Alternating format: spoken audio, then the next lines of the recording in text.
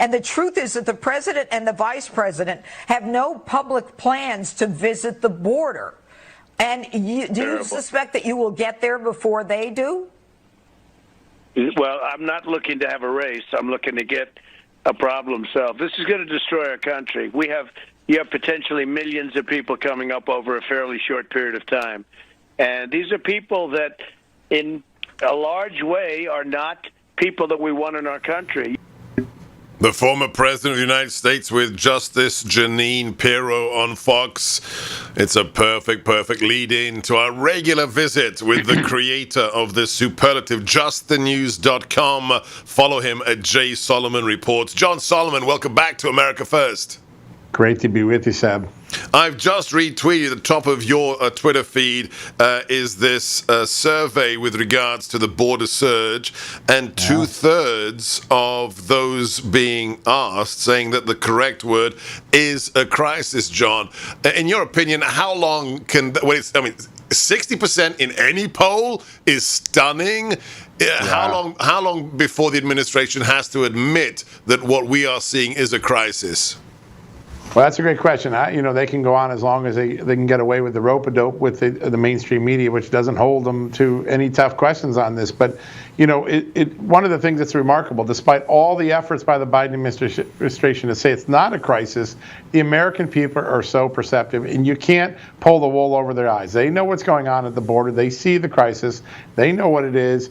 It's time for the White House and the Department of Homeland Security and others to use the proper term. You don't send FEMA, the disaster agency, to a place unless there is a crisis. We sent FEMA weeks ago. The semantics games only erode the credibility of the Biden administration when they don't call this what it is, which is a crisis. We played, John, at the top of the show. We actually, I rarely do this. I usually, go straight into a monologue or some breaking news. We just played the minute-long clip of some flunky, some functionary from the White House physically blocking Senator Ted Cruz at the DHS facility, saying, stop filming, you're undermining the dignity and the respect of these people, like something like a political commissar out of another type of political system entirely. You've been around the block a few times. You've been in journalism for decades. You've worked for the biggest names. Now you have your own empire. Have we ever seen anything like that from a White House official, where an elected senator from not a small state is physically blocked by a functionary? Well, listen, if you aren't ashamed of what's going on at the border, you have no reason to block what it is. And the only indignity at the border is not the taking of pictures. It's the horrific conditions that we have put people in, young children, side by side, taken from their parents, in custody, in cages, in tents. The censorship that we saw from that White House official is not unlike what we see on Twitter and Facebook and the mainstream media every day. And it's part of a larger effort for particularly people on the left to try to control a narrative that isn't always true. And in this case, the narrative that everything is fine and dandy at the border is not true. It is a crisis. It is a crisis of conscience. It's a crisis of humanitarian treatment. And it was self-created by this administration by its comments, basically putting up a vacancy sign at the southern border and inviting people to come in before they had the capacity to deal with the crush. And no amount of censorship is going to hide those facts.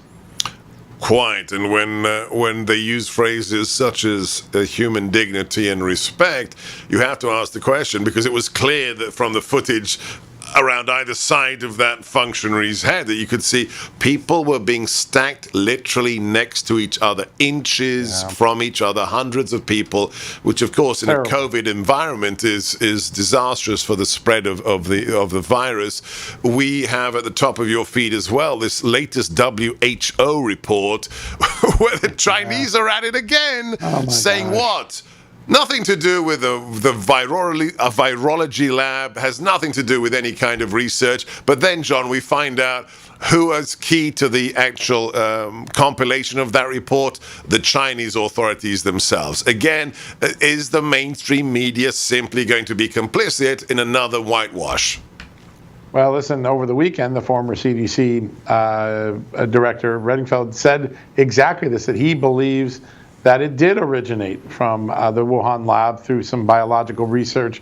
And that barely got any attention. It got attention on Just the News because it's news, and we put it there. But today, the WHO report, which comes to the contrary opinion, gets plenty of attention, even though its claims are really suspect based on the intelligence and the health and biological experts that we have talked to at Just the News. Again, we may never know the answer, but the idea of foreclosing a lab accident flies in the face of significant amount of evidence and significant people, like the former CDC director, saying to the contrary. And so we have seen from the very beginning, we had a story a couple of weeks ago, Seb, where scientists were trying to write an article in March of 2020, already trying to rule this out, even though they were acknowledging among themselves, boy, there's a lot of things pointing to a lab accident. But we've got to avoid that. We can't say that. We've got to rule it out now. That's not science. That's called political manipulation. That's called propaganda.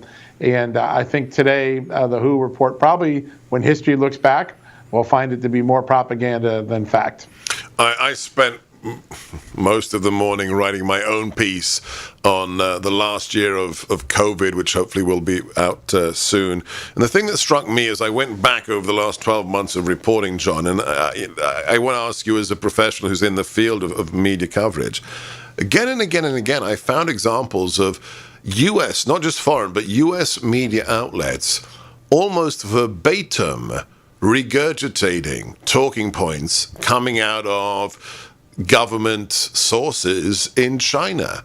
How is, I mean, the government of China, John, why do I, as an immigrant, have to remind Americans that the government of China is not exactly qualitatively the same as the government of Belgium or Denmark? Right. Does the media not care about verifying sources anymore?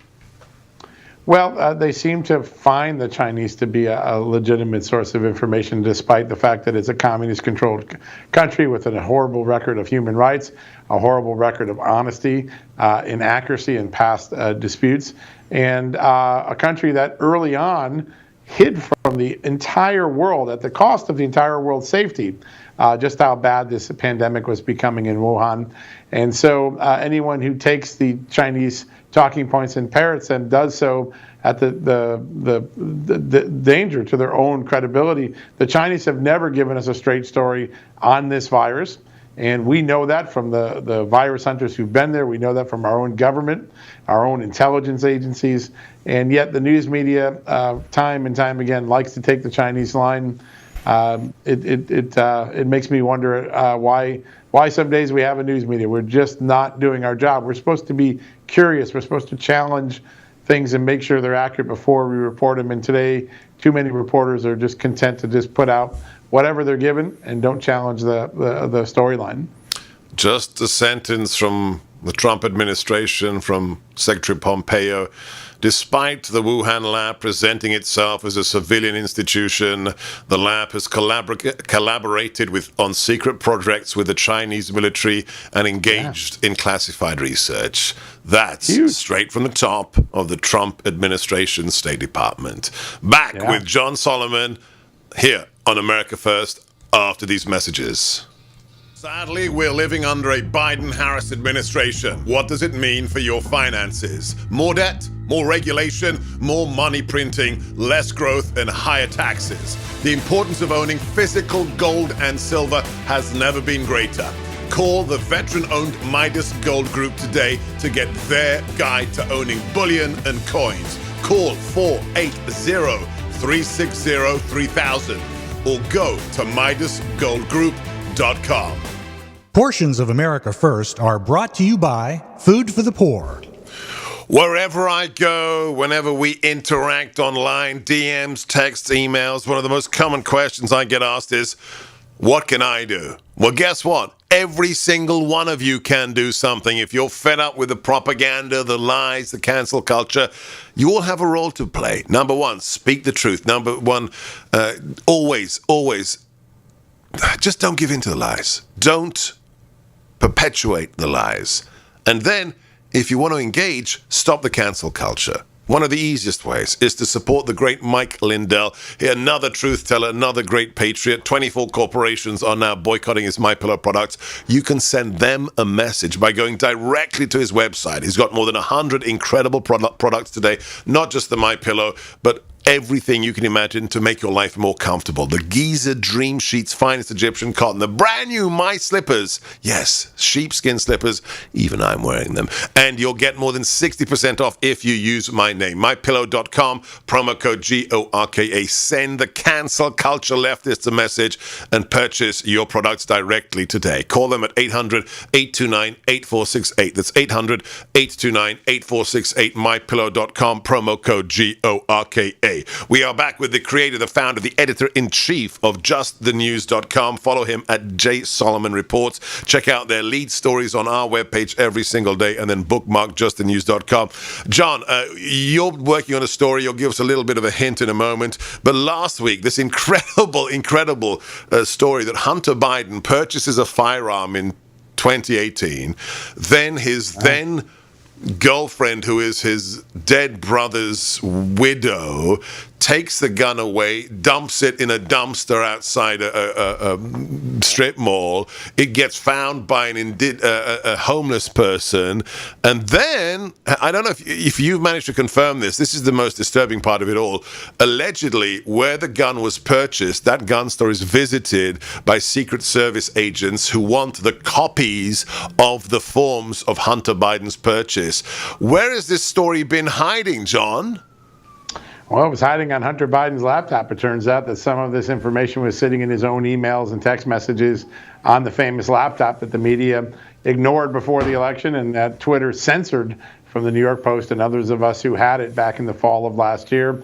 But the answer is yes, there's no doubt that they recovered the gun.